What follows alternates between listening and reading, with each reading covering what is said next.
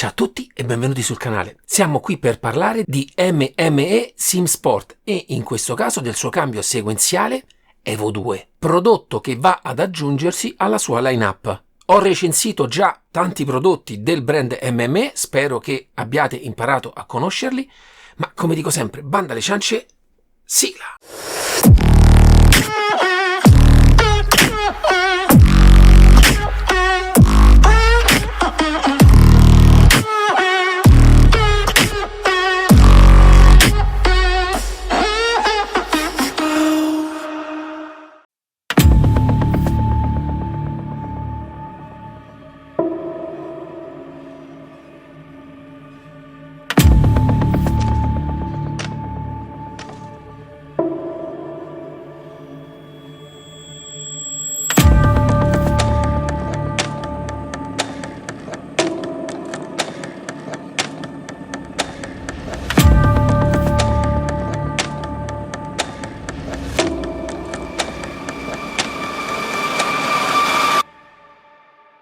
Ciao ragazzi, siamo qui oggi per parlare del cambio sequenziale Evo 2 di MME. Avevo avuto la fortuna nella fiera dell'anno scorso di poterlo già vedere e provare e sono molto felice di averlo oggi qui a casa per mostrarvi le sue caratteristiche. Faccio subito una precisazione qui all'inizio: MME offre garanzia a vita su tutti i suoi prodotti. Il prodotto che più ho utilizzato in assoluto è il suo cambio ad H switchabile in sequenziale. Ancora oggi, dopo qualche anno di utilizzo, è perfetto.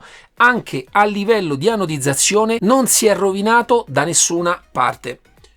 Questo soltanto per farvi capire che tipologia di prodotti questa azienda produce. In questo caso la versione che mi è stata mandata ha un'anodizzazione nera, introdotta già da un po' da MME, che va ad aggiungersi al colore blu che ormai lo contraddistingue. Per quanto riguarda l'aspetto estetico del prodotto è praticamente identico anche al precedente modello. Tutta la struttura è composta da due corpi in alluminio lavorati al CNC che vanno ad unirsi in maniera perfetta, creando un corpo del cambio davvero solido. Ci sono poi sempre delle piccole rifiniture nella parte frontale, la scritta serigafata Evo 2 e la scritta MME scavata all'interno dell'alluminio. Nella parte qui laterale la targhetta Sequential Shifter. Solo in questo lato andremo a trovare le 4 viti che vanno ad unire i due corpi in alluminio. Nella parte frontale troviamo questa vite che potete ruotare a un fine corsa sia nella posizione più stretta sia in quella più lenta, e intelligentemente hanno creato anche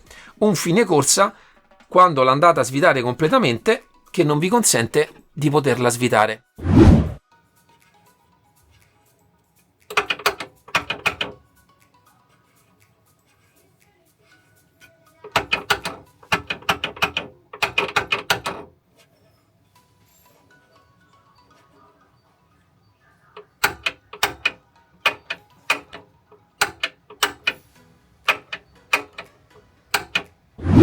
Questa sarà la regolazione della durezza dell'innesto, che va dai 35 N ai 65 N, che corrispondono su per giù a 3,5 kg e 6,5 kg. Nella parte sotto troviamo i fori con cui potrete andarla a montare. La distanza tra questi due fori è 4 cm, la distanza tra questi altri fori è 7,5 cm e vanno utilizzate delle viti M6. Sono già presenti all'interno della confezione, in più troverete anche questa staffetta dallo spessore di 5 mm che agevolerà il montaggio nel caso utilizzate profilati, e offre sia un fissaggio se lo volete posizionare esattamente al centro, magari nella scanalatura del vostro profilato, oppure due asole laterali per poterlo spostare. Per quanto riguarda l'altezza totale parliamo di poco più di 30 cm e nella parte alta troviamo il pomello, ve lo faccio vedere, con questa trama in carbonio che io trovo sempre davvero bella. Il passo della vite per poterla montare è da 12, quindi decidete voi nel caso vogliate cambiare il pomello, anche se quello offerto standard nel cambio lo trovo molto bello e adatto proprio all'utilizzo sequenziale. Arriviamo poi adesso alla parte più interessante, il feeling, e ho fatto un piccolo video per farvi vedere come è costruito all'interno. Eccoci all'interno del cambio sequenziale di MME. Nella parte qui sotto, come potete vedere, c'è la scheda di controllo con i sensori di Hall. Quindi per quanto riguarda l'input del segnale non c'è contatto, funziona tramite sensori di Hall e magnete posto nella parte dietro del cambio, e questo sistema consente di non avere problemi di durabilità polvere per quello che riguarda la parte elettronica. Andiamo adesso ad analizzare come funziona la parte meccanica. Vi faccio vedere subito il movimento, guardate.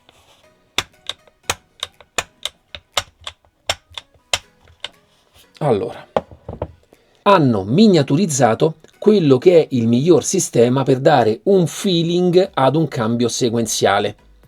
C'è questa ruota che ha questi vari intervalli che vengono tirati da questa forchetta qui sotto, e questo vi dà proprio la sensazione di spostare un ingranaggio.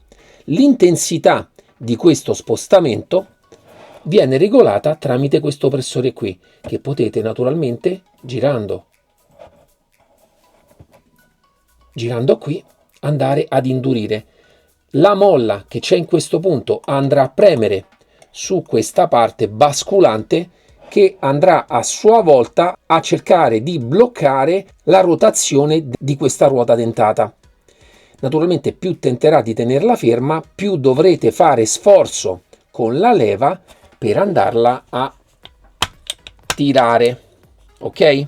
Faccio anche un'altra piccola puntualizzazione, che sono riusciti in un sistema così miniaturizzato anche a creare un'insonorizzazione in tutti i punti dove c'è contatto metallo-metallo, e quindi avere il miglior feeling possibile con il minor impatto audio. Molto interessante. Poi per quanto riguarda la leva non c'è un perno passante, ma vedete qui? C'è questo cuscinetto a bagno d'olio fermo in questo punto qui, e sarà la parte esterna che andrà a far ruotare la parte dell'asta. Per quanto riguarda invece il ritorno in posizione neutra, il perno che c'è sull'asta andrà a incastrarsi in questo punto qui.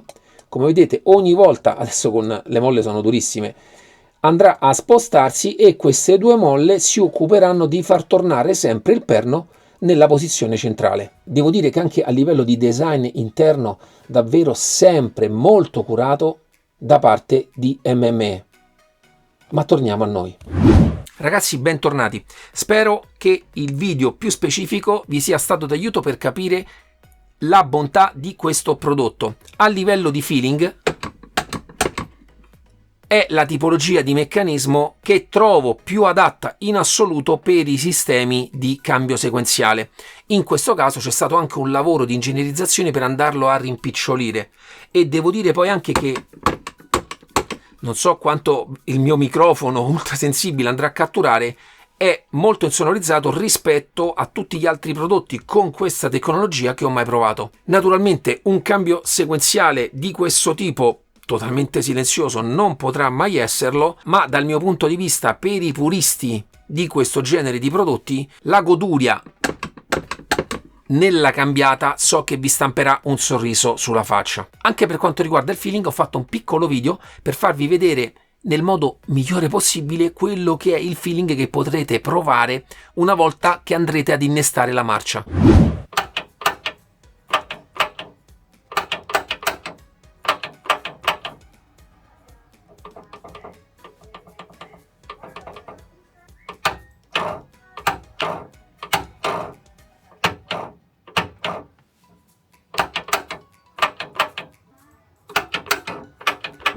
Come ho voluto far notare dal video, una volta montato, se andate a cambiare marcia e rilasciate a scatto come una fionda, in questo modo qui, il cambio si crea una piccola vibrazione al centro. Naturalmente è percettibile solo se fate questo genere di movimento qua, cioè lo lanciate a fionda, ma quando lo utilizzate nel modo corretto quella vibrazione è totalmente assente. A livello di configurazione non ha bisogno di nessun tipo di software, viene direttamente rilevato da Windows come MME cambio sequenziale. Dovrete quindi nei giochi solamente andare ad impostare i tasti per la scalata e per l'inserimento della marcia. Arriverei quindi alle conclusioni finali. Sotto l'aspetto estetico adoro da sempre quella che è la linea che questo brand dà ai propri prodotti, oltre al fatto che è un brand che lavora nel mondo reale e che poi adatta meccanismi del reale al mondo sim racing, e questo già mette sul piatto quella che è la loro filosofia. Anche il voler dare una garanzia a vita sui loro prodotti fa capire quello che è l'intento nel voler costruire dei prodotti di una determinata qualità e che naturalmente vanno a porsi su una fascia di un determinato prezzo, anche perché, ve lo dico subito, questo cambio costa 450 euro più IVA, e quindi stiamo parlando quasi della fascia più alta di quello che sono questo genere di prodotti. Ad oggi ce ne sono anche altri che offrono dei feedback simili. In questo caso parliamo anche di una ricerca di design, di sistemi e naturalmente di ingegnerizzazione, il voler creare quel tipo di meccanismo, rimpicciolirlo, che naturalmente lo pongono per sua natura a un livello diverso, anche se alla fine come feeling le differenze cominciano a questi livelli davvero ad assottigliarsi. Bisogna sottolineare poi che a livello elettronico tutte le componentistiche sono prodotte qui in Europa e quindi anche gli standard di controllo su quella che è la parte elettronica, oltre poi quella meccanica che costruiscono direttamente loro, rendono percettibili tutte le finezze racchiuse in questo genere di prodotti. Naturalmente non sto neanche qui a raccontarvi che non c'è stato mai in nessun caso nessun tipo di interferenza EMI, non c'è stato mai il caso in cui la marcia non è entrata, l'esperienza di gioco è stata sempre perfetta. Per quanto riguarda poi la connessione al PC, c'è questo cavo che esce fuori direttamente dalla scheda e dal cambio, lungo 1,5 metri, per poterlo collegare ai vostri PC. Uno degli aspetti che sempre mi colpisce di più è l'impatto anche estetico. Adesso anche con questo nuovo colore nero l'ho trovato davvero bello, e sempre il livello di anodizzazione, di cura nella lavorazione al CNC, sempre quello che dal mio punto di vista sono i massimi livelli che si possono raggiungere con questo genere di lavorazioni. E lo dico soprattutto perché, ripeto, ho altri suoi prodotti da anni e non hanno nessun accenno di usura, sembrano sempre nuovi.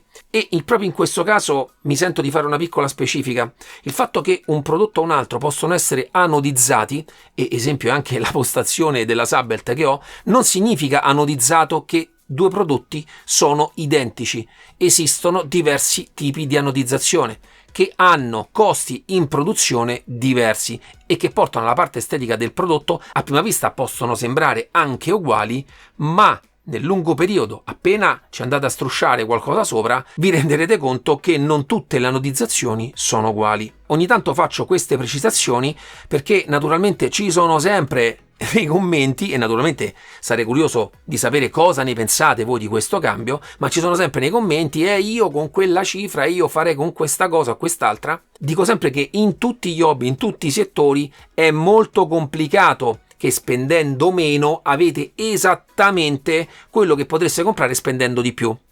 Vero è sempre che per avere quella cosa di più non si spende mai proporzionalmente al costo di quel tipo di lavorazione o quel tipo di oggetto.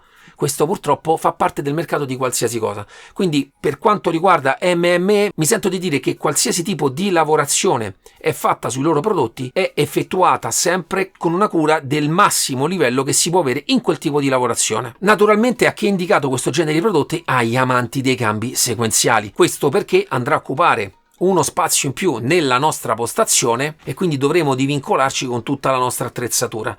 Ma per chi ama questo genere di prodotti e apprezza anche lo sforzo di design che hanno questi oggettini, è un prodotto che personalmente lo straconsiglio naturalmente a chi può permettersi di spendere questo genere di cifre per la propria postazione. Aspetto che poi ho apprezzato tanto nell'ingegnerizzazione di questo prodotto è che ha portato la miglior tecnologia che si può avere su un cambio sequenziale in un corpo cambio di questo tipo, rendendo molto più facile il montaggio nelle nostre postazioni, perché di solito tutti i prodotti che hanno questi meccanismi sono molto più ingombranti e molto spesso il cambio sequenziale è un add-on in più del più, perché abbiamo già probabilmente un cambio ad H e un freno a mano. e andare a disporre tutti questi oggettini nelle nostre postazioni molto spesso rende complicato andarle a posizionare per poterle sfruttare tutte. La forma e l'ingombro di questo rende questo molto più semplice. Naturalmente ringrazio MME per dare la possibilità al mio canale di presentare tutti i suoi prodotti e ringrazio come sempre voi nel seguirmi, perché anche tutto questo è sempre possibile grazie a voi. Se il video vi è piaciuto, mi raccomando, un bel like, scrivetemi qui sotto nei commenti, ci vediamo alla prossima review. Ciao!